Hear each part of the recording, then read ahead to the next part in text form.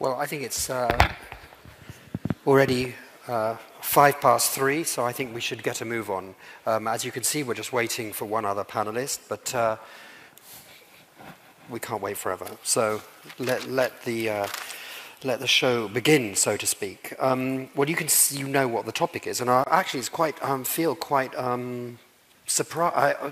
surprised and optimistic, actually, because normally in a conference, a second day after lunch, it's kind of like less people. Well, we're pretty full, so I think that is rather encouraging. And we're going to talk about, as you can see, inside the propaganda war, channeling influence. But I'm not 100% sure what that means. Does that mean that we should channel their influence into the dustbin, or channel our influence into other people's consciousness, or perhaps both? I'm not sure. Officially, it says, what is the antidote to disinformation and manipulation, and how should liberal democracies cope? In general terms, and having listened to sort of the discussions here, obviously, but in the, over the last few months and the last year or so, we kind of know what the problem is. But I would just like to kind of emphasize that there's two parts to this problem, and one part of the problem is that as a journalist, obviously as a Western journalist covering the war in Ukraine, I was just shocked by the level of confusion and basically what we say in English is a word called gobbledygook, which is just kind of garbage. The amount of garbage that people manage to absorb and manage to believe in Ukraine at the beginning of the war. I remember at one point talking to the head of the so-called Donetsk People's Republic Press Center, who told me that she said, somehow we began to talk about history, and she told me that Stalin's Gulag was, she said, a kind of fairy tale, like, Thumbelina, is what she told me. And she also told me that the Holodomor, the famine of the 1930s, was the invention of Ukrainian fascist exiles. Well, of course, to this audience, perhaps you're kind of familiar with this, but the way it kind of filtered down, the way it distorted what people thought, and the way it made people act as well, was obviously extremely powerful. So the question is, obviously one of the questions is, what are we going to do about this? But it's not only what are we going to do about it when it is directed, when this kind of gobbledygook is targeted at directly the people concerned, for example, in this case, in eastern Ukraine, but in terms of what people believe in our own societies, and not just ordinary people who don't really know one thing or another. I mean, I think it was Julian Lindley French who said, in terms of public opinion, he was talking about defense this morning, but he says public opinion knows squat about this. We need leaders to lead. But what happens if you have leaders or potential leaders, and of course I'm thinking now in Britain of Mr. Corbyn, the new head of the Labour Party, and his strategic director, his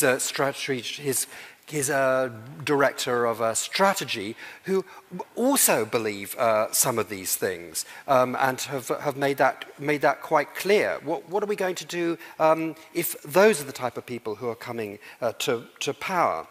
I mean, unfortunately, what it reminds me of, what it made me think of, is that some of you may know that my background as a journalist was in the Balkans, an area which I still cover for The Economist. But I remember very clearly the great Serbian journalist Milos Vasic in 1991, 1992, who, when people would come to him, or journalists like me would come to him and say, it's just, I don't understand, how could all these people be turned against each other? How can they believe all this garbage? And he goes, it's like if the whole of the mainstream media in the US was taken over by the Ku Klux Klan, after 6 months, everybody in the US would go crazy as well. And what's so ultimately depressing is that today, 25 years later, with so many more means of communication rather than just the sort of TV mainstream news and a few newspapers and radio, things are not better because there's more sources of information, but just infinitely worse because there's more ways to channel gobbledygook into people's heads and channel conspiracy theories into people's heads. Okay, so I think that's probably enough from me. I will have to say a few things in a bit, but I'm going to turn first to Jānis Sārts. He's the director of the NATO Strategic Communications Center of excellence. I'm going to ask you, first of all, to tell us a little bit about what you do, but I'm actually going to be a little bit provocative. I'm going to quote you something I've kind of warned you about already. A great friend of the Baltic states is my colleague at The Economist, Edward Lucas, who wrote an article in The Times yesterday where he mentions your centre, and to which he says, these efforts are piecemeal and to some extent useless. Broadcasting more radio and TV news about Western society to Russia is a waste of money. In the Soviet era, people despised their leaders, loathed their political and economic system, and revered the West. They would risk arrest to tune into the BBC. Now the climate of opinion has changed. Russians may not believe all the regime's anti-Western propaganda, but many regard Western news as no more truthful. And then I'm going to sort of skip a little bit. Here's the biggest problem is the way our society is run. We believe in categories and rules. Journalists guard their independence. Officials guard their secrets. Businesses want to get on with making money. But we face a joined-up threat. Russia's information warriors are part of a much bigger power projection system, from social media trolls to the intelligence services, including energy companies, banks, and the military. We do not have a joined-up response to this joined-up threat. Until we do, Russian information warfare will continue to corrode our alliances, poison public opinion, and distract our decision makers with fateful consequences for our security. Is that unfair? Is Ed Lucas being unfair to you? Well, thank you, first of all, for the quote. I think the first thing is the success that just after 1 year of functioning, we've been noticed and we've been sort of referred to as the instrument by the Times. So I think in 1 year it's quite a considerable leap from nothing to being pointed out as the answer. I think the point here is you would not expect to remedy things within this problem by one actor in 1 year. It is much more broader phenomenon that we've been facing that is relevant to the societies we have, the way we understand information, the way journalists are actually working on the information. And of course the phenomenon is rather sort of generic, and in my view, a number of our opponents have looked at it as the weakness. In a way, as it was referred in the previous section, well, we have economic muscle, we have military muscle.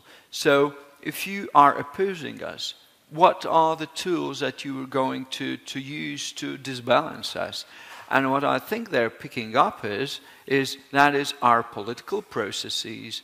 These are our interactions, government, society. And of course, in the democratic societies, we have to create consensuses. We have to bring the societies with us. We have to have society to support the policy. And well, apart from all the information warfare, it not been the most successful of things that we as a government in Europe have been able to do. So if you have somebody deliberately pick up on it, and not on it only, and use all kinds of dirty tricks to actually go further than just pure dissemination of information, but actually make an influence operations, and all of that comes with that. And then you say, well, you produce one Center of Excellence for Strategic Communication and it'll deal with and successful with all of that. I don't think it is something that you could expect of us. What can you expect is actually which is a first element to be prepared to counter, is the knowledge.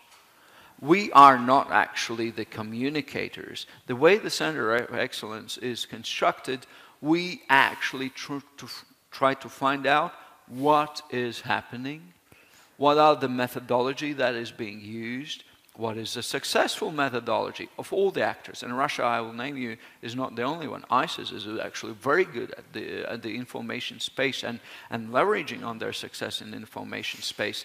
So knowledge, based on knowledge, developing the methodologies, how do you counter it? Then training, I would say first and foremost our strategic leadership of the actual concept, because for instance, in my 2 months since I'm in this director's post, I've come across people having very different interpretations of what is actually strategic communication. And I'll probably sort of, not to have everybody here having a different perception, give mine so that you understand from where I come from. And my understanding is that it's a sort of approach that everything that you say or you don't say, do, don't do, show or don't show, has an impact on information environment, thus influences people, social groups, and societies. And of course, when you, and it's a fact, the problem is we're not using this or sort of as a coherent strategy. We've looked at it as a pieces of it. The other difference is, of course, with the strategic communication, and of course my file on what Russians have been writing about our center is that thick. And you know, we've been right away been labeled as a propaganda. We're not propaganda. Propaganda is not limited in the moral boundaries. Strategic communication basic element is we have to reach credibility with our audiences. And if you want to reach credibility, you have to stick to the truth. Of course, when you look at the way Russia addresses it, they're actually attacking the premise that there is a truth as such. And if you would interpret them, let's say, I would think it would look like this. We lie, they lie, everybody lies. So you rather believe our lie than their lie. And that's the basic difference. We believe there is a truth and we stick to it. And the other thing is we look for accountability. So we, within this strategic communication approach, we are accountable for what we do. We don't say, well, one moment one thing, the other moment the second thing, in the third moment the third thing. So there is a basic difference. And although, of course, as I've said, Russians are trying to equate these kind of two things. The other thing that I think I have to say also, which is important, the understanding and training of the journalists and the people that promote further the information in the social media. For instance, a very clear trick that has been used repeatedly and been actually very successful at the Russian authorities, let's put it that way, at actually going for the instinct for the second opinion, or the training. Our journalists are expected, when they put up a story, to ask for the second opinion. Yeah. So what they do is actually they create a story to look like a second opinion. It's nothing clear to being second opinion, but in a traditional media, they're by now out of money, out of time. If somebody brings a good prepared story, they take it. Not actually looking through the actual you know, what is behind it. And there are countless methodologies that have been used to get at us. But of course, we are only the third audience for them. By far the most important audience, in my view, for Russia is their own public, because that's the core of their effort, that's their main audience and their main precious audience. Then the near abroad, and then the global. So I would say we also have to look in the way in their priority system. The West is only third. It's always will be back to the way it resonates with their own audiences. Okay, thank you. A couple of things. I forgot to say that, I forgot to remind everyone that this is being streamed live, and that if you'd like to join in the conversation, the Twitter conversation, don't forget the hashtag is Riga Conf, R-I-G-A-C-O-N-F, obviously. I can see some of the tweets down there. I think I'm supposed to see them here, but I'm not seeing any, so I don't know if that's because it's not working or because no one's tweeting, but if not, then please do. But just tell me, like, I said every day, what do you actually do in the centre? Just tell me, just define that. What do you do every day in the centre? I think... Okay. Well, and I'll encourage everybody to think that's, I think, the thing that would actually help us confront the realities of information warfare. Actually, what we do research of what is happening in the information space. We take a look at, for instance, Russia methodologies. We take a look at ISIS. We take a look at lessons learned from ISIL. We look at the weaponization of social media. We do training. We help out Nato to do the strategic communication piece in their exercises. We look also from the operational perspective what is currently happening and try to interpret that in the strategic terms. What kind of intent is behind this? Okay, thank you very much. I think, well, everyone's going to have a little bit more time because unfortunately I see that the chair has been removed, so I hope... But I hope that Galina is all right. I hope there isn't a serious problem. I'm going to turn to you now, Galinda Niehaus. You began your career as a journalist, and you went to the European Commission, and you've been working since 1999 for NATO, and are now head of the engagements section. So I might as well ask you the same question. What is the engagement section, and what does it do? Thank you, and very pleased to be with you. Well, in a nutshell, what we are doing is outreach and cooperation with partners, interlocutors in both NATO nations, in all of them, and with all partner nations. So some 40 or so partner nations, clearly with varying degrees. So, and in that we are developing our own narrative, explaining NATO to these audiences, but we are incrementally also working with a number of notably partner nations to help them become better in communications. And that in particular also entails to work then with public bodies, government institutions.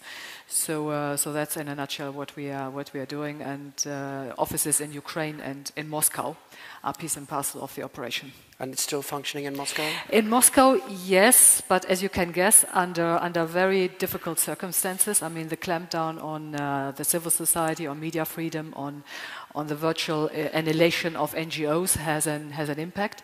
But we still bring, believe it or not, we still bring Russian journalists also to Brussels headquarters, to NATO headquarters. We bring individual groups to NATO headquarters. My colleague Robert Pshel, whom many of you may know, is regularly in the Russian media, including in TV shows, where he's sometimes heavily sort of attacked from the Russian side in their own way of doing it. So the office is still up and running. But admittedly in a very difficult environment. But we think it's important to maintain it because one of NATO's sort of political lines vis-à-vis Russia is that we want to keep the channels of communications open. And clearly an information office is by definition that. Yeah? Okay. Yeah, Karen, but thank you. But if I may, from the NATO perspective, a few points on the topic of our panel discussion. 3 points in many ways, because I'm very mindful of this sort of criticism from George Bernard Shaw. The biggest problem in communication is the illusion that it has taken place.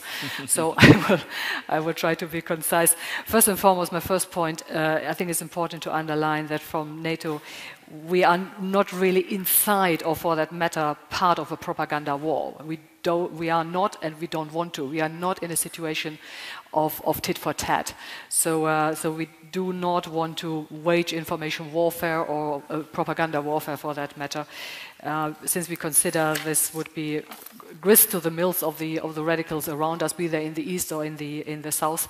But it would also fundamentally really undermine the credibility and strength of what we are doing, because they are the sort of really the foundations of our work.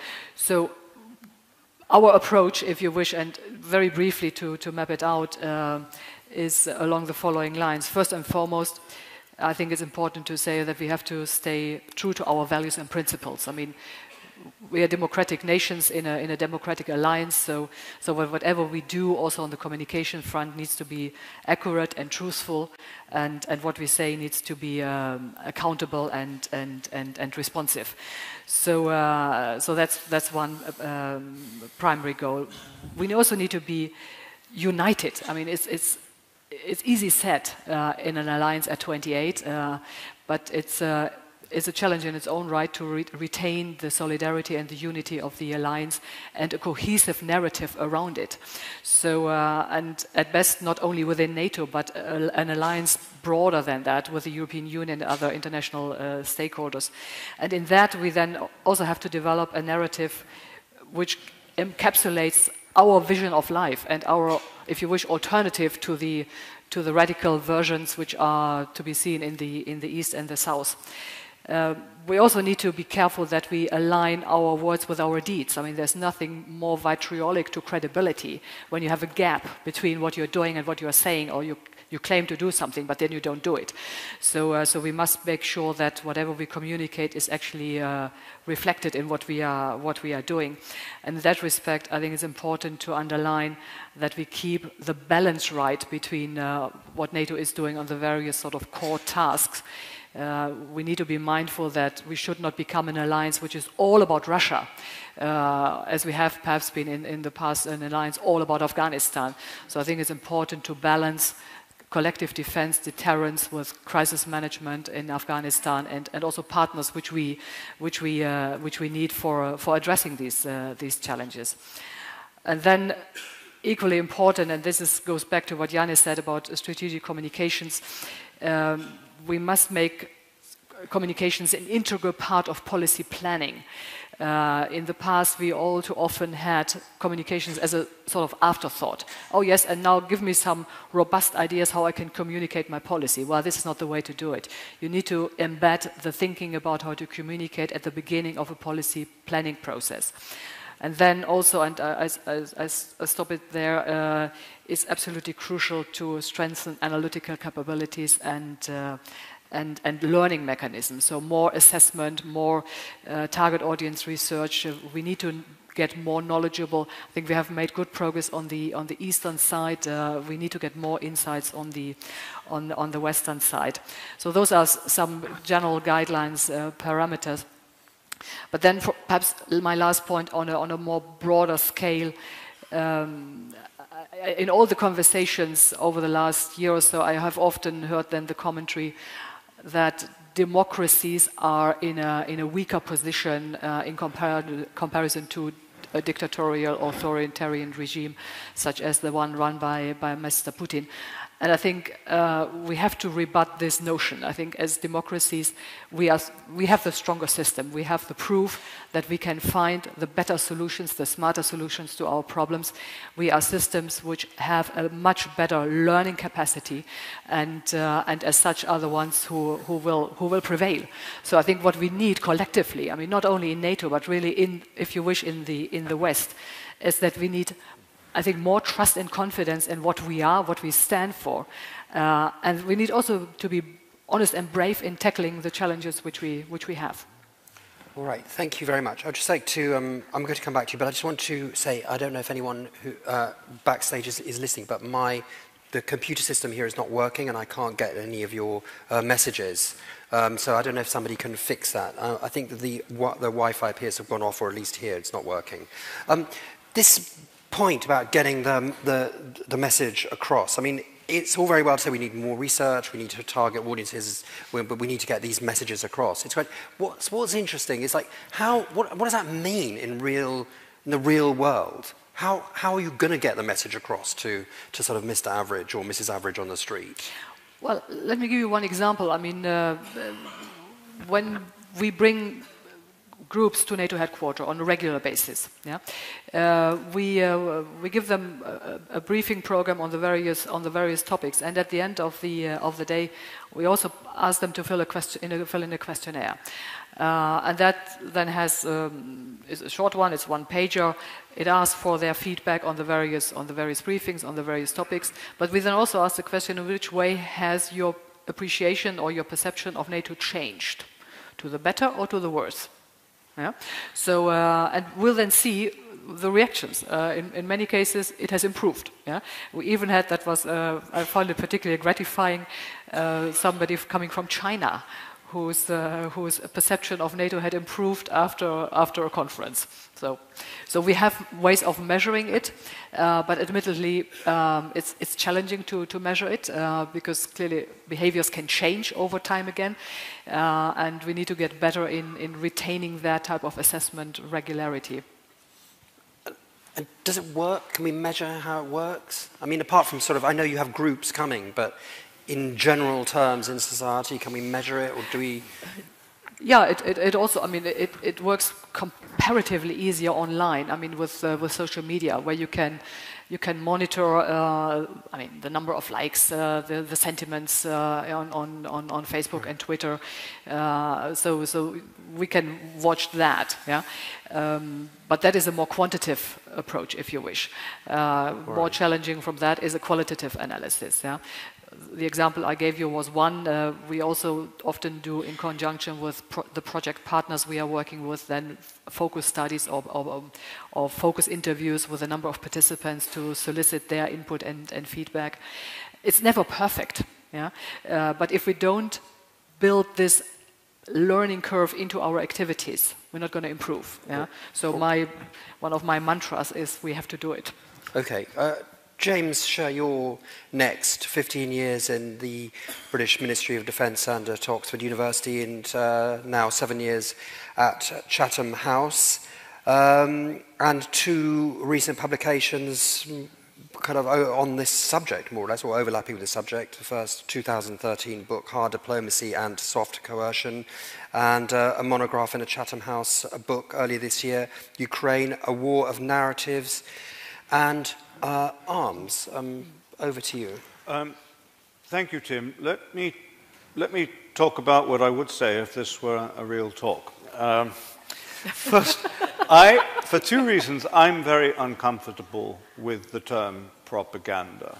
The first of these is that a lot of what we tend to dismiss as propaganda is a view of the world that we don't understand very well and that we are uncomfortable with. And the further removed you are from Russia, the more unfamiliar and uncomfortable this view of the world is, particularly when you're exposed to it in the whole and in the round. And it's very unsettling because people who believe in it, who are one way or another part of various establishments who run Russia, what you hear from them is a perspective on our so-called common problems that has a coherence, integrity, and confidence of its own. And this is very unsettling to a postmodern, an interlocutor from now a postmodern civilization that believes all truths are relative, there are no certainties, everyone is partially to blame, and so on. And it's very easy either to dismiss all this as propaganda or to capitulate to it, because it projects a sense of urgency and purpose. And some of this is vranyo, it's boastful lying. But a lot of it is just what Russia is, and it has to be responded to at the personal and the state level in a considered and strategic way. The second point, though, is that nevertheless, information and disinformation has become one of the primary purposes of the Russian state. And when we are talking about this as a professional activity, again, it's not propaganda. We are talking about information, disinformation, and deception. And disinformation is not about lying. It is about presenting propositions and messages that are both true and false, that are designed to deceive. And what gives Russian disinformation at its best, the power it has, is this amalgam between truth, half-truth, innuendo, non sequiturs, and blatant lies. And that's what's powerful about it. Now, as with all the other issues we are talking about, I come back to the last panel. All of this is most effective when it is exploiting our own vulnerabilities. Not just our own vulnerabilities, but vulnerabilities we have created for ourselves. And one of these, I would say, is intellectual. And it runs across 80% of the media establishment. Take the issue of refugee crisis. On the Russian media, Russian state television, and English, and even more so in Russian, 80% of this discussion is policy discussion. It has its own point of view. There are very strong biases in it. It's very selective. But Western discussion about the same issues, 80% of it is personal interest discussions, screaming babies, interviews with families, impact on people, all the rest of it, and 20% is policy. There's a vacuum there, and it gets exploited.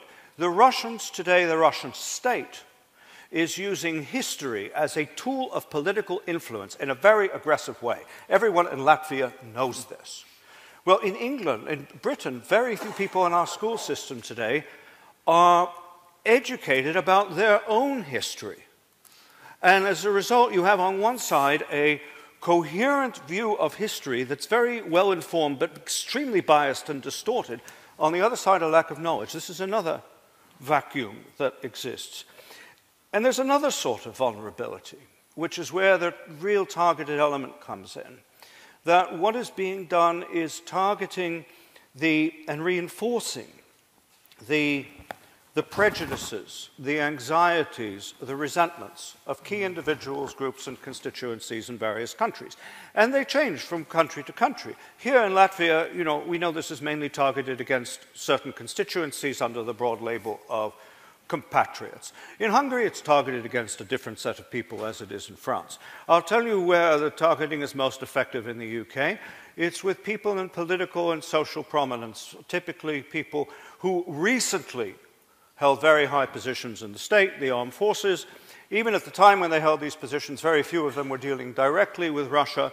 And these are very articulate, very well-spoken people. They're not consciously tools, but they just pick up by osmosis the main lines of the Russian narrative.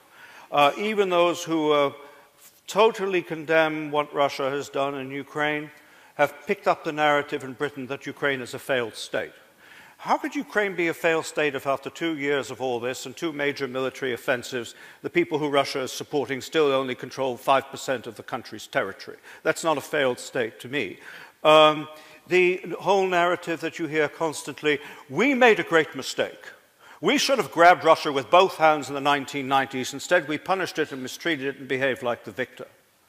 Well, I'm sorry if anyone really participated in this exercise. This is almost the opposite of the truth. After the First World War, there's no doubt the West tried to punish Germany, and various things happened as a result. After the Cold War, everything was done in the opposite manner. Nevertheless, we stumbled across an immovable obstacle in the road, which was Russia's determination to resurrect the sphere of interest, and Russia's understanding of equality as a system of equality of great powers at the expense of smaller powers who had to have limited sovereignty. And as this issue became more visible, the problems continued. But these narratives are very powerful in the UK. Fortunately, they have not pollinated into government. My last point, Chairman, is to do with information war. And this comes directly back to the last session. The Ministry of Defense concept of information war in 2011 contained the following paragraph. Forgive me, I should have written it down. I think this is a very accurate paraphrase. That the object is to the use of the information weapon in warfare is to disorientate both the state and society and induce the state to take actions contrary to its own interests that advance the aims of the opponent. This is official Russian military policy. I don't have time here to cite examples out of the Ukraine conflict where I think this has happened very successfully. Suffice to say, at this moment, the January 2015 military offensive that preceded the Minsk Accords was not simply an offensive in war fighting, it was an offensive in information war. It had the desired result in that it created a sense of urgency, even panic, in Berlin and Paris, and produced, without any warning, a visit, a descent on Kiev, on Poroshenko, and a set of agreements that I think at many levels are very injudicious and disadvantageous, not only to Ukraine's interests, but Western interests. The real danger arises when disinformation spreads from the public realm, the intellectual realm, into the government realm and starts to contaminate government decision-making.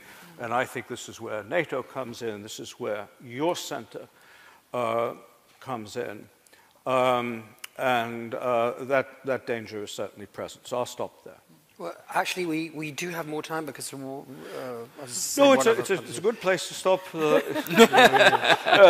You know, to draw a breath. The fact that we have more time means that when we have questions, we might be able to, you know, well, let's start with questions. Let's in fact start with some questions then. We've got time. So who would like to kick off? Please don't forget, gentleman over there. Please don't forget to say who you are. Number one. Let's take three. 1, 2. Anybody else? No? Okay, we've got 2 to start with. So please just remind us, tell us who you are. Thanks very much. I'm Roland Freudenstein from the Wilfried Martens Center for European Studies in Brussels. And my first point is, as much as the Kremlin's approach to Infowar is top-down, you know, vertical, from the Kremlin to the TV channels to the last troll in the St. Petersburg troll factory, our response cannot replicate this, but must exactly be the contrary. It must be bottom-up. So it has to come from civil society. I mean, just like resilience and actually ultimately the defense of our societies, the info war, the answer to info war stands and falls with the citizens. So that means foundations, think tanks, networks of people, political parties, and I do very much value and respect what Gerlinde and Jānis are doing, but the accent should actually be on civil society in our answer.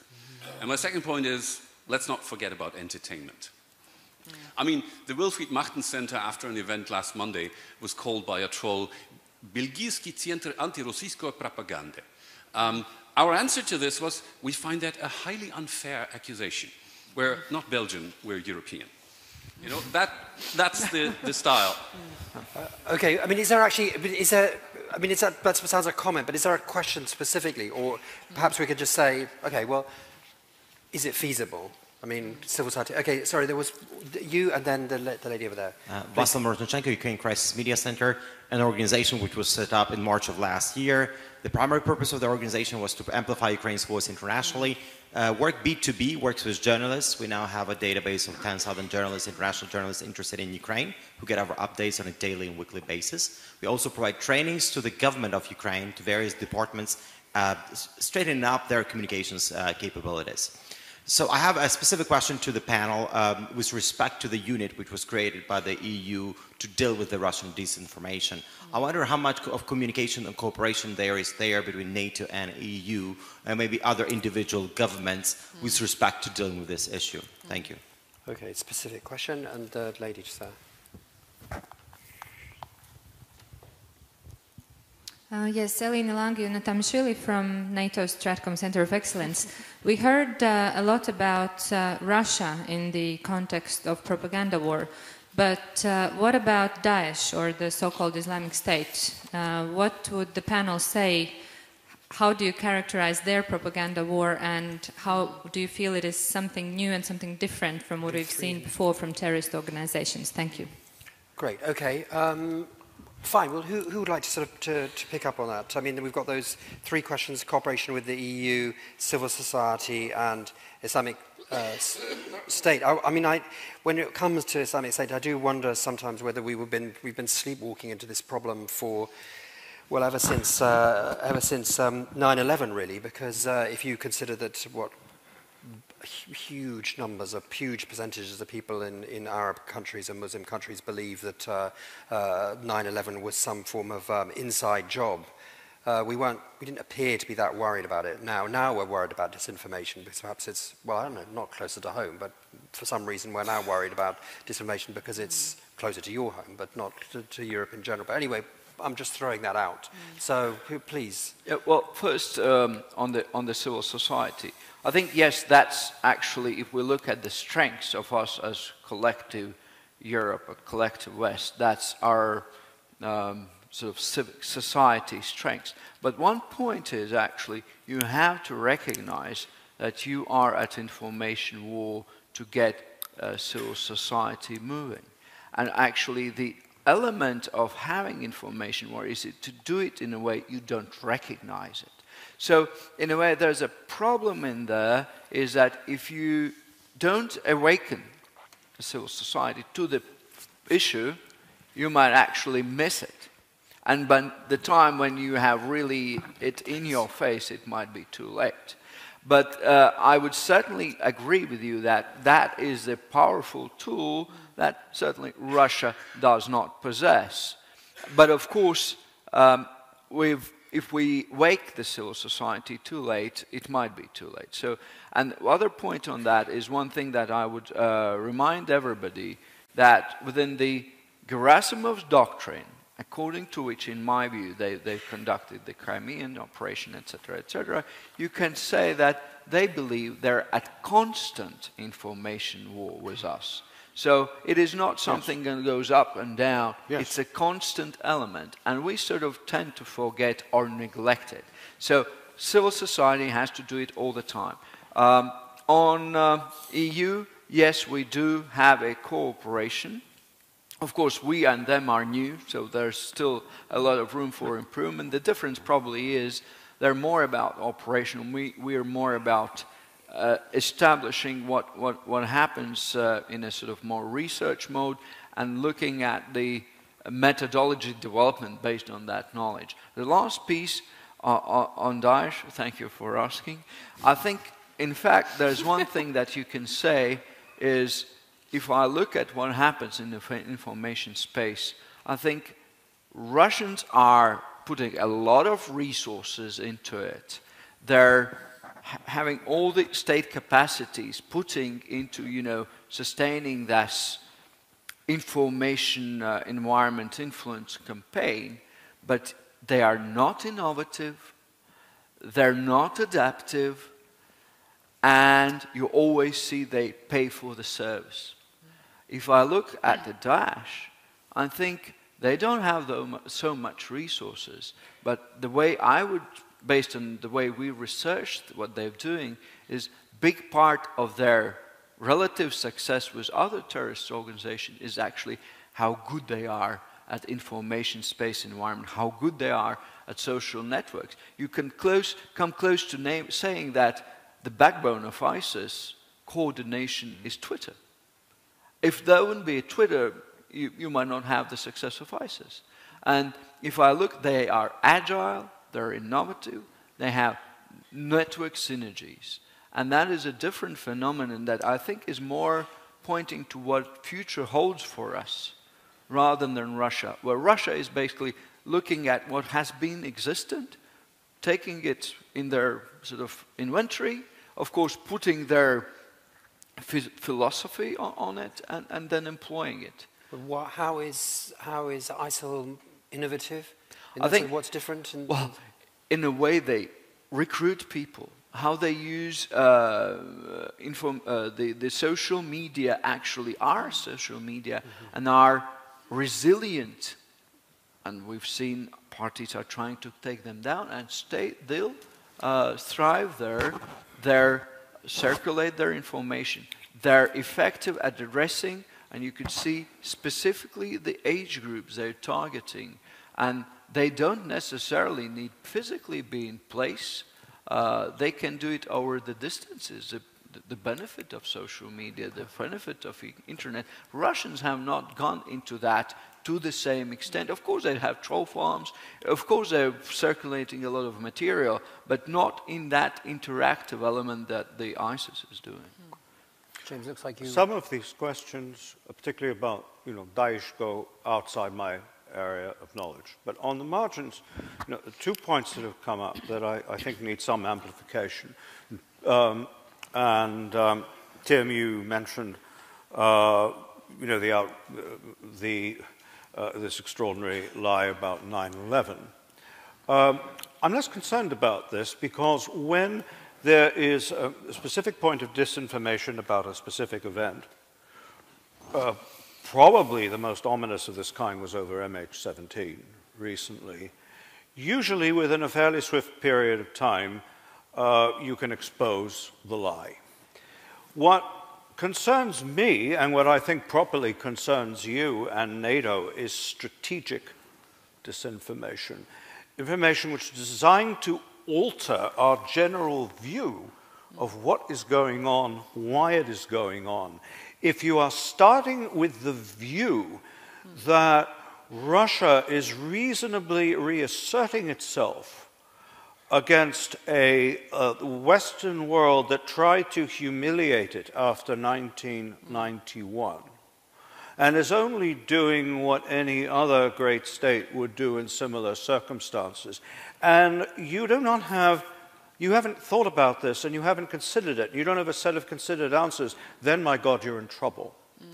Now, I don't normally mention names, but when it comes to a public figure, I'll mention a name.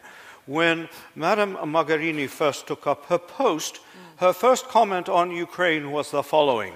She said, we have to understand there are many different narratives about this crisis and they all have to be treated with respect. And my response was, good God, madam, are you chairing an academic seminar or making policy for the European Union?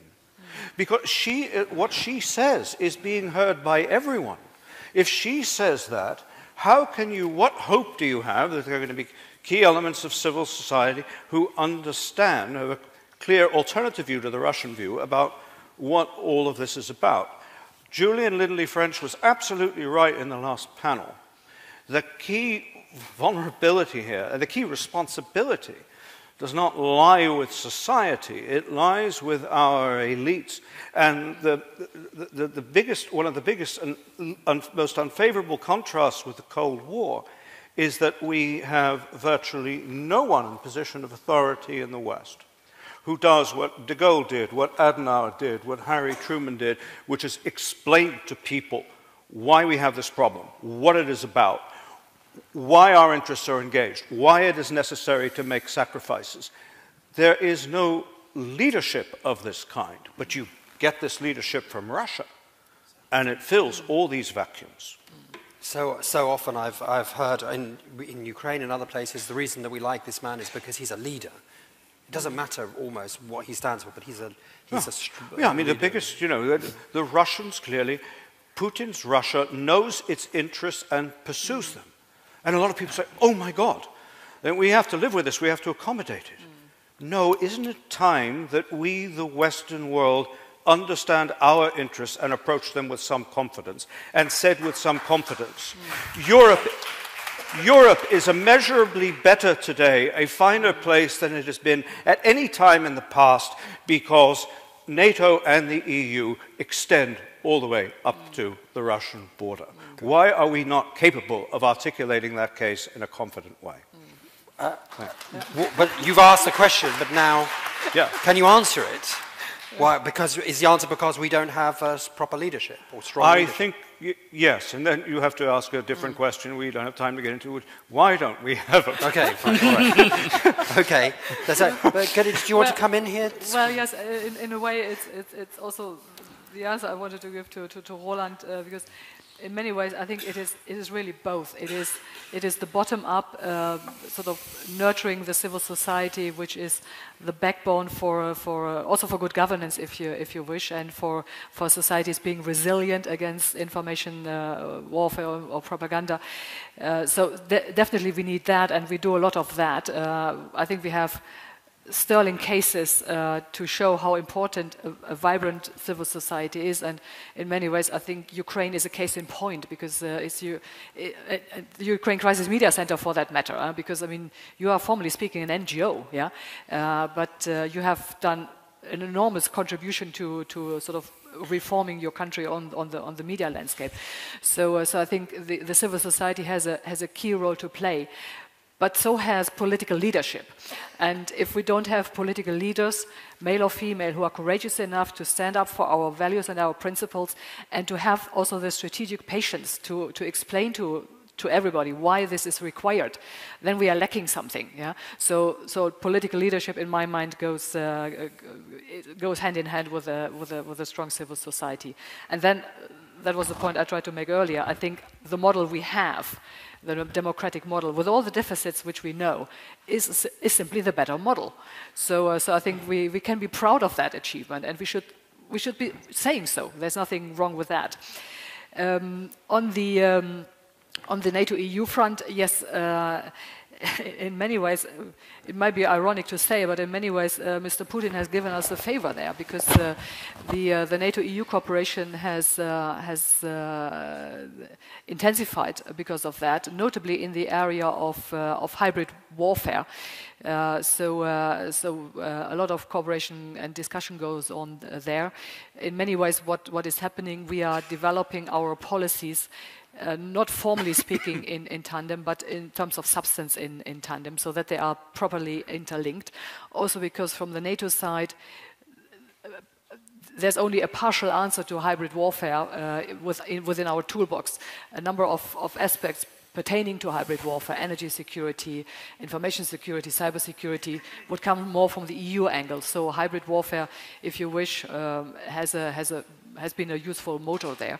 And it is also the motor which brings our cooperation in strategic communications closer. So we do have contacts and cooperation with the EU's East Stratcom team.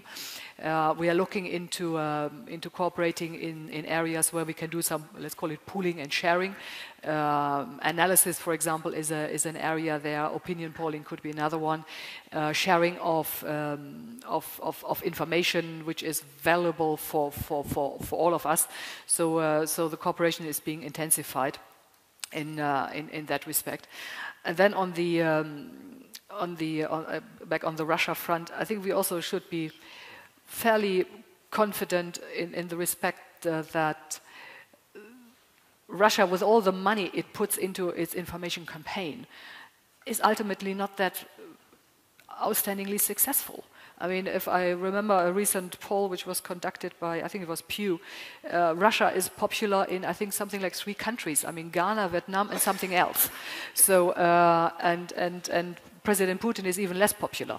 So, in that sense, I mean, in spite of all the money they throw at this, their recognition and their standing is really deteriorating. And something similar probably can be said about RT, former Russia Today. I mean, the viewership they claim is a myth. I mean, RT is a disinformation campaign in its own right. Yeah, they claim to have millions of viewers, but they never prove that. Yeah, so also that, I think, is a reason to put more trust in ourselves, because we are comparatively doing a good job. All right, now we've got some questions which I've been given on pieces of paper because the system's not working. The 2 I don't know, I don't know who they came from. One, it says, resilience of society is important, but mid-long-term solution for informational influence. Aren't there any short-term patches? I don't know if somebody wants to pick that up. Somebody else has commented, the Russian state is using history as a political tool as a means to achieve their goals. What is their goal? And the one I do know who it comes from, because I've got it printed here from Mark Gagliotti, says, what is Russia's goal? But then his answer is, they want to say, you cannot ignore us. I'm going to throw those out. I don't know if you want to comment on all of those. Well, on the Russian goals, I think I would pick on that. I think if you boil it down to the essential, the Russian goal is to keep the stability of the regime. That's their goal. From there on, they come, what are the most likely venues for success? And I think from there you come to this notion that now that they don't have the economic growth, you don't have the capacity to redistribute wealth, both to the elite as well as to the society. You have to come up with something else instead of it. And this idea is that has happened, been very successful in uniting the society is external threat, greatness of Russia, Russia being different. The other point, I think, also that explains their particular focus on targeting our value system, because I think if you look at all the narratives and methods, they're actually at the core of it targeting whatever are the Western values. Why? Because I think they're afraid of these values once again, as it was in the 80s, undermining the social, the peace as they've created in their country, and therefore that's an effort. And from there you need to have this element of great Russia, respected Russia, Putin the most powerful leader, because it sort of brings into their narrative that we are great, we are successful, everybody are attacking us because we're so good, but the basics is, it's not because to have a great Russia, I would agree with the session this morning, and they're actually very rational on these things. It is about actually keeping the country together in the way they have made it to their liking, and actually keeping the elite in place and stable. That's the core of their interest. Great. Okay, please, James. One big point of agreement with Jānis, and if I may, one small point of disagreement. Yes, I think the fundamental ultimate interest in Russia is to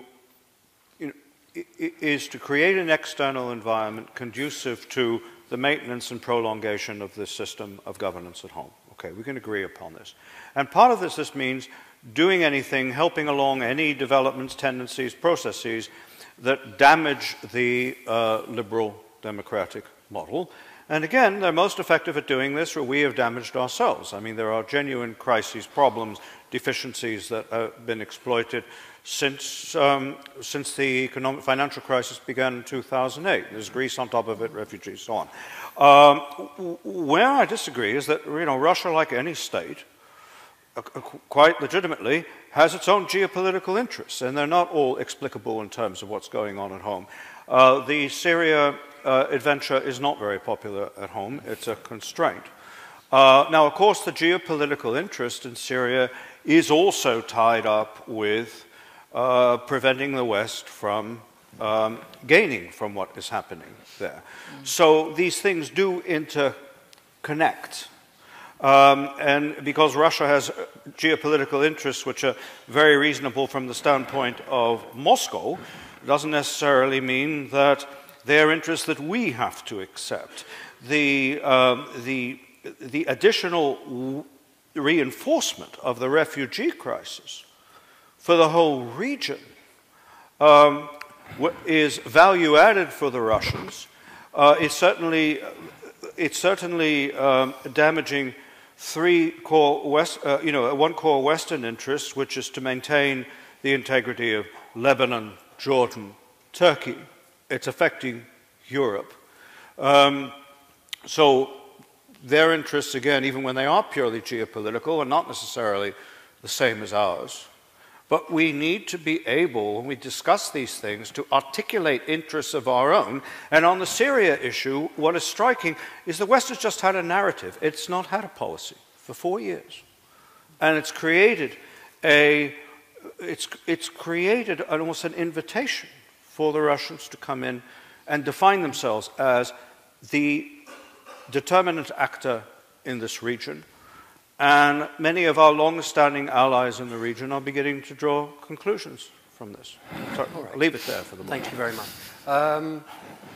Gentlemen there, you were definitely first. Good. We're going to do three at a time, and then number two, the lady there, and then lady in the red jacket there, and then I'm going to come to you for the next lot. So here, this gentleman. Hello, Jānis Kalniņš. I'm chairman of the Foreign Affairs Committee in the Latvian Parliament. It's been said that you can't banish lies, you can only defeat them. And I would agree, I'm against censorship, but I am for education. And when we talk about the publics that are exposed to disinformation, in the past we've talked about the Russian public, the Ukrainian public, the Eastern Europeans. But there's Western Europe, there's the United States, there's Canada, that really needs to be educated into the source of where their information is coming from. And whether it's RT or Sputnik or think tanks that are covers for Russian sponsored organizations, a lot of this information is going out. And would you agree that more needs to be done to educate the Western public on where these arguments and information is coming from? And in here I would say that it's not just a case of the narrative in Ukraine or Greater Russia, but it's issues like TTIP. There may be legitimate arguments in Europe against TTIP, but there's no question that Russia is very interested in supporting every anti-TTIP argument that exists. Earlier today we heard about political parties in Europe that are getting Russian funding. And I would say when we talk about the goals of Russia, one way that Russia feels that it becomes stronger is if the EU is weaker and if the US is diminished in power. And the way to do this is to feed into all the anti-EU, anti-US forces through the media, through think tanks. And the last point, I think it's in the US they have laws about the exposure of, let's say, lobbyists have to expose what governments they work for. It's a foreign agent law. I don't know how much this applies in in Europe, but would you think that in terms of media or internet media coverage, where more should be done to expose who is providing this information, who is funding these web pages, where is this information coming from? Not to stop it, but just to help our people understand where they're getting this info from. Thank you. I think you were next. Sorry, oh no, it was you, sorry. Yeah, sorry, you're, okay.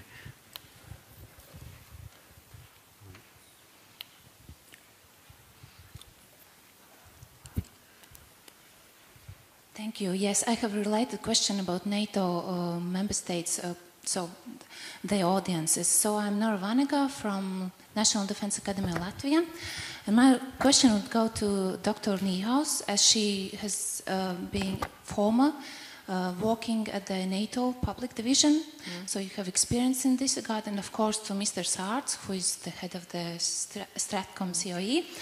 So how are your views on how successful is NATO on communicating with its own audience about NATO commitment to its member states in case of crisis?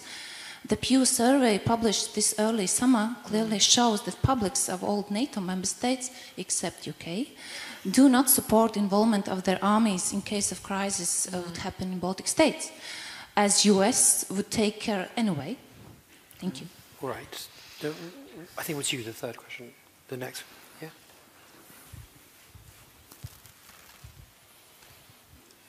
I'm not sure I have a question so much as an expression of discomfort, because I do believe that Russia is engaging in a propaganda war, and I do think that something needs to be done. But just tell us who you are. Oh, sorry. I'm Dr. Maxine David, British, but working at Leiden University. So I'm having trouble as a Brit who's waiting for the Chilcot report into the truth of Iraq to come out.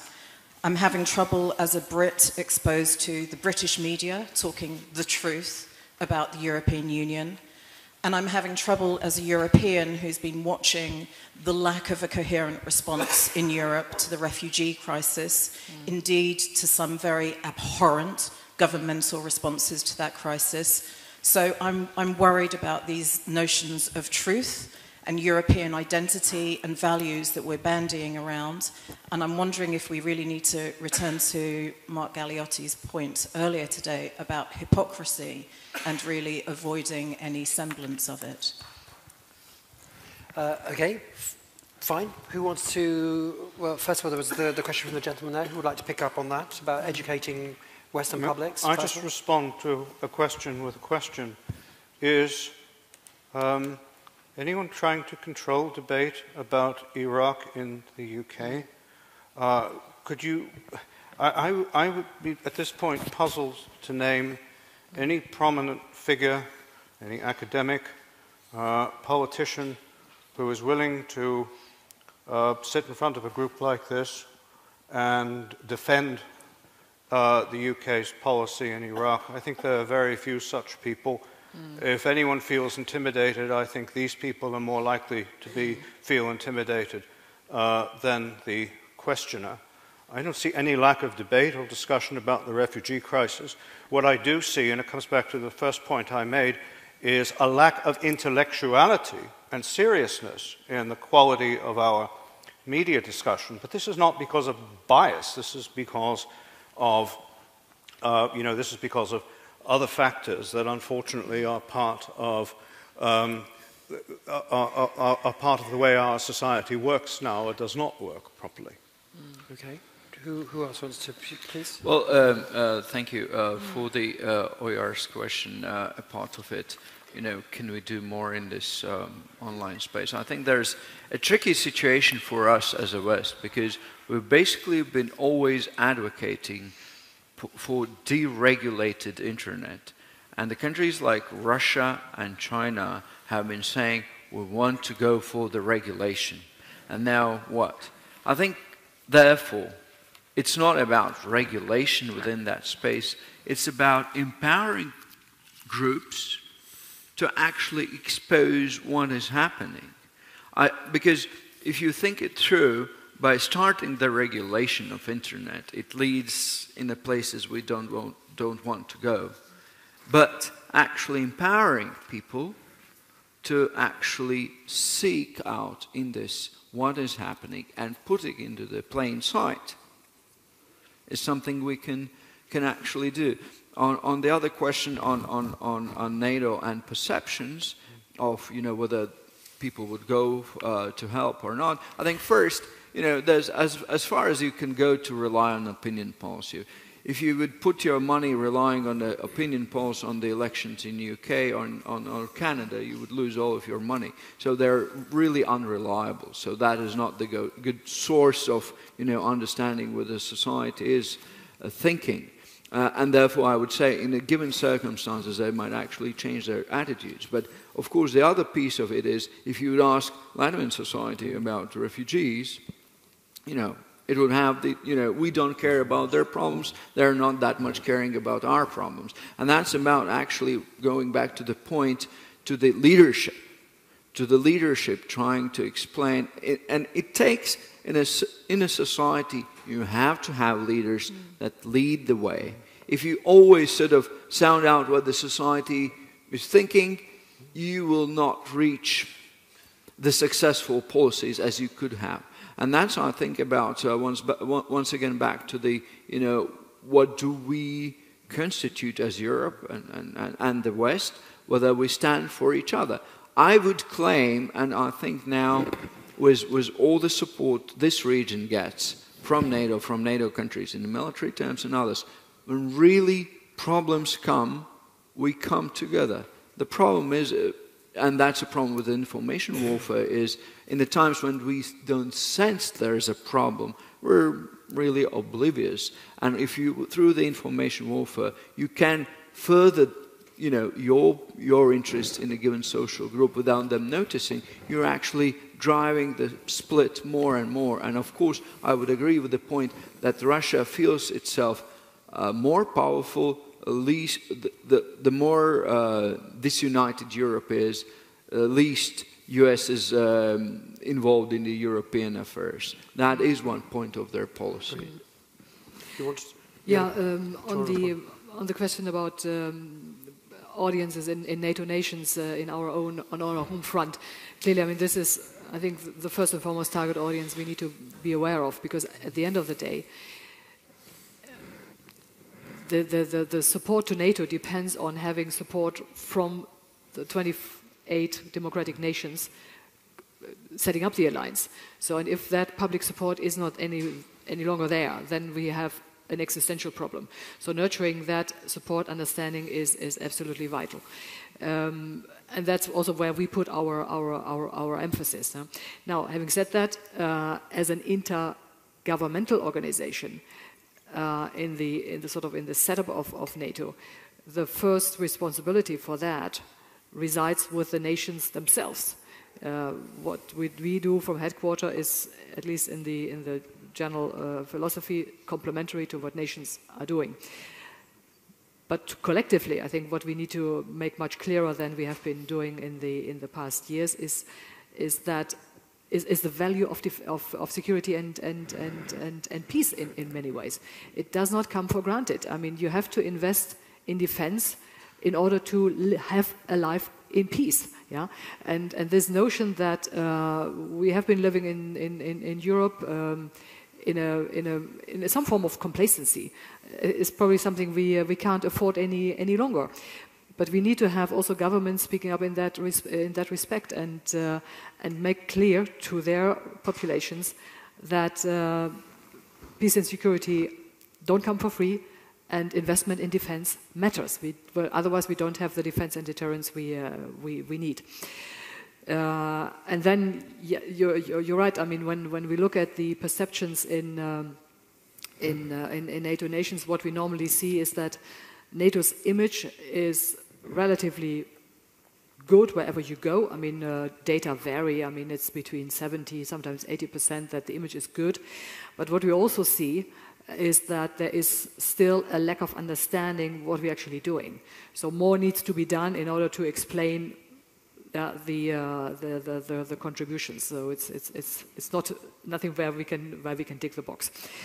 And then on the media front, that's probably something which is first and foremost for the media themselves. I would argue to think between them whether they need some form of, I don't know, I mean, some form of code of conduct where they become more aware of also a better way of dealing with propaganda, to be less subjective, whether there are laws which could be agreed or enhanced in the realm of the European Union, which would strengthen media freedom. What we are doing is we try to give media access to information so that they can report as well as possible with original data. But clearly, it's not our job to regulate media. I mean, we want to have media which are professional and capable, and with our means, we are contributing to that. I'm just going to picture slightly. There's a Twitter just there which says that it's from Hans de Vrel, and it says, you're talking about Twitter, but you don't tweet. Is that right? Yes, that's correct. Why is that? If Twitter is so important, and I did notice, I did start to follow your centre, and did discover that it had only a couple of thousand followers, if that. I was quite surprised about that.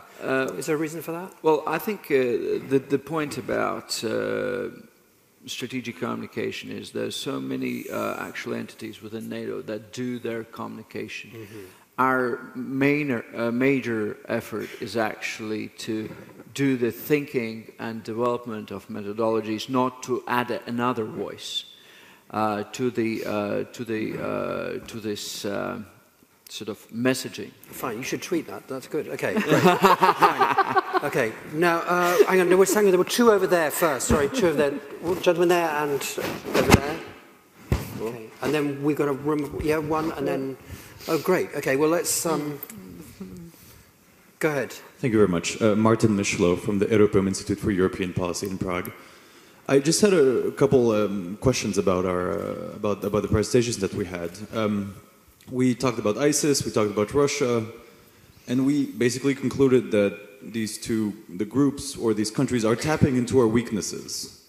So my question is, I mean, should the goal of or should our objective not be addressing our weaknesses at home, which is to say addressing the causes that lead information warfare by Russia or by the ISIS group to be effective? And I very often hear, criticism of NATO, criticism of the EU not doing enough. And there was a very strong call by Mr. Schur saying that, we don't communicate what we do well. So, I think my question is, why are we not talking about addressing our weaknesses, and why are our leaders criticizing the EU when as a matter of fact, the EU tends to be nothing much more than what we actually decide to put into it. So I'm very surprised about this criticism, and I'd be happy if you could just tell me a bit more about what our objectives are. As a matter of fact, a simple question. Great, yes, that's a very simple question. Good.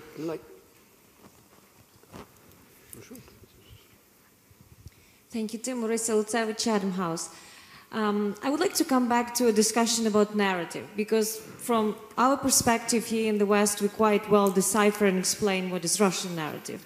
I was in the room of senior advisors panel at Chatham House, and one of the ladies asked me, what is our narrative? So I would like you to use me as a dummy and to try to tell me what is our narrative. And I am a European citizen. What is our narrative? I think it's very important.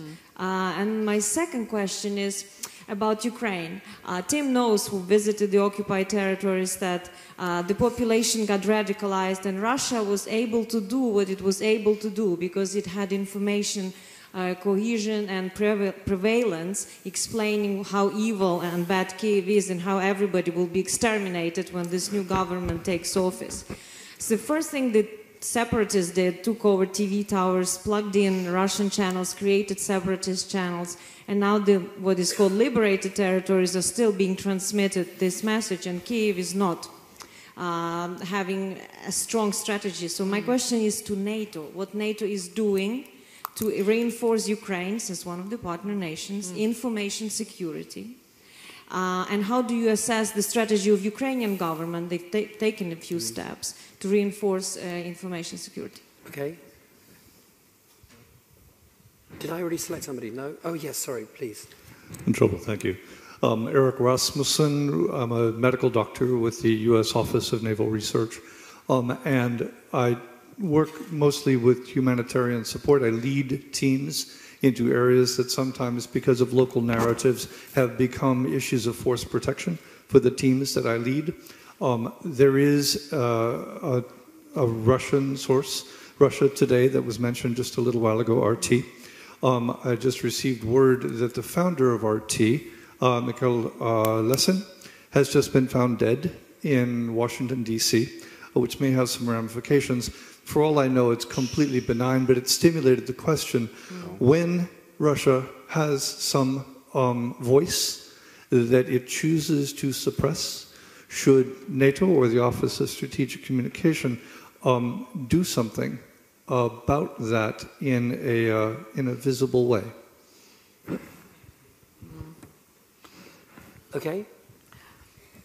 Okay, we'll go from one. No, I think you should. I start. Okay. No, you must start. Yes. I must start. Good. I shall start. Mainly at you. Yes. Yeah. In those two questions about objectives and narrative, I think I can be very, very short. It's encapsulated in the following: from the NATO side, peace and security. That's our mission. As simple as that. And from there, you can develop a narrative. But clearly, at the end, it needs to be a statement. Yeah? And I think that's what it embodies. On the question about the Ukraine information security, I think there are two strands of work. One is under the trust funds which we have created. There's a trust fund. I think it's led by Romania, if my memory serves me right, which is trying to or seeks to help Ukraine improve its cybersecurity. So that's one aspect. Related to that is another trust fund which enhances Ukraine's capability in communication and command, which is the communication infrastructure you need on the military side to have safe communication and secure communication networks. So that's more, if you wish, on the military side of the cooperation. On the civilian side of the cooperation, which is sort of our side, we have recently agreed. Actually, it was the Secretary General, NATO Secretary General, signing together with the Secretary of the National Security and Defense Council in Ukraine, what we call a strategic communication partnership roadmap between the NATO International Secretariat and the Nstc in Ukraine. And that roadmap is, if you wish, a framework which allows us to work with Ukraine in order to improve its communication efforts on the governmental side. So we have comments on that process together with the Ukrainian colleagues and friends. But clearly, that is a long-term undertaking, yeah, because the situation in Ukraine, people in the room probably know this better than I do, is complex. The structure is not always coherent and consistent. So we try to help them go through the path of making their system work better and become more effective for their own future. Great. Yes, please. I will divide the audience now, or maybe just turn them all against myself. My answer to the last question is no, we should not be doing anything about this, or commenting at an official level. I think our position today with Russia would be far stronger and far clearer had we said at the beginning, Russia's internal affairs are Russia's business. Ukraine's internal affairs are not Russia's business. Latvia's internal affairs are not Russia's business. This does not mean, of course, it's not the business of Western NGOs, it's not the business of society, it's not the business of all sorts of groups. I think at an official level, we have weakened our own position in dealing with the Russians by giving vent to something that does exist, which is a kind of evangelical streak in our own nature, which does at times take the form of democracy promotion. And here I come back to Arisia's question. Our objective, in my view, should be to defend liberal democratic states and the institutions of liberal democracy, where they have roots, where they exist, where they reflect the values and culture of people, and that means Europe. It's quite another matter to try to do the same in Libya, in Syria, in Iraq, and someplace else. Because if you get outside this domain, what matters more than what we like to call values are identities, and a lot of identities and other cultures feel very threatened by this. And Russia is in a somewhat in-between position, and I think we have to be much more realistic about the kind of world and the plurality of cultural traditions and sentiments about identity that exist in it. Okay, there was a question from Prague as well. Would someone like to address that? Addressing our weaknesses, our own weaknesses, please. Well, I think that the point is the democracy is not perfect, and it relies on some of the processes that sometimes are rather difficult consultation processes between different political players trying to agree on common sort of policy, trying to take the public opinion with you, which is a strong element of trying to be successful in domestic policies. These are, if you look from if you want to create an information operation against that kind of country or society, these are immediate sort of potential targets that you target, especially if you do that on the back of on the issue that is burning within the given society or social group. So, can you fix it all? I don't think. There'll always be cases, inroads for somebody who is interested to attack you, the venues. And if you look at how Russia has taken up Baltics, some of the Nordic countries, or UK, all different kinds of sorts of approaches they've been using, but they always define what's the weakness points, what the points they will put stress on, they'll achieve the effect. So fixing each single weakness, I don't think is neither effective nor necessary, because it is part of the process. Part of our system. Yeah, part of our system, and that's one of the part of the values that you can speak out with your opinion.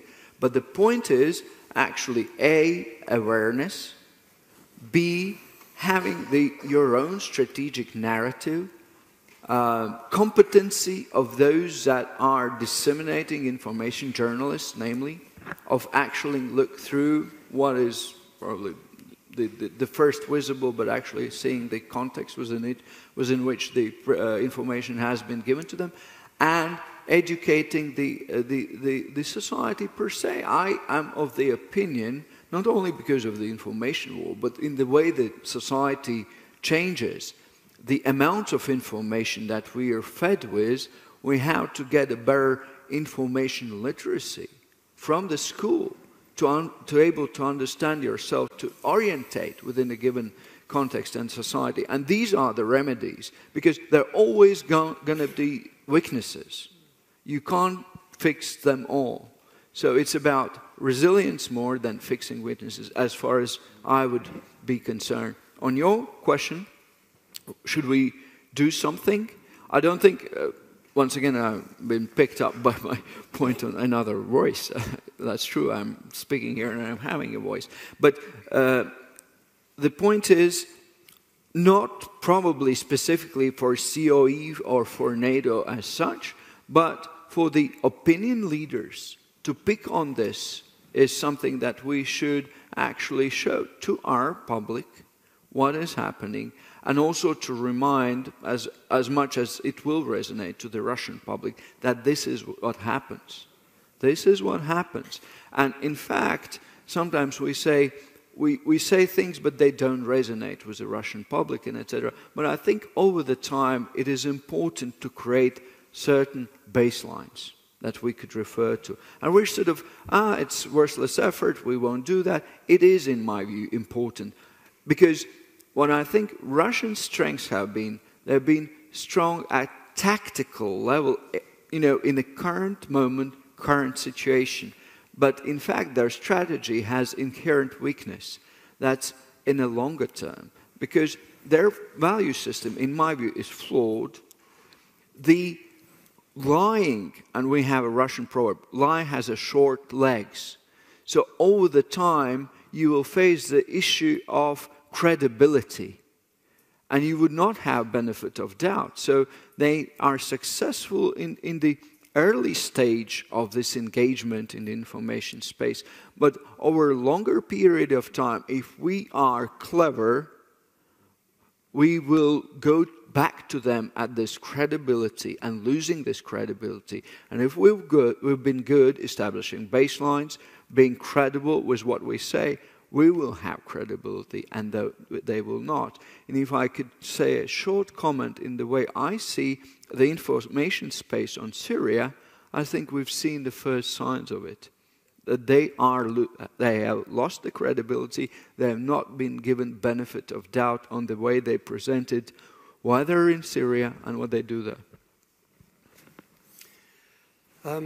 Thank you very much. I know that unfortunately there were some more questions, but I'm afraid we've run out of time, and I've been told in no uncertain terms that we've run out of time. You can't see the puppet masters behind me.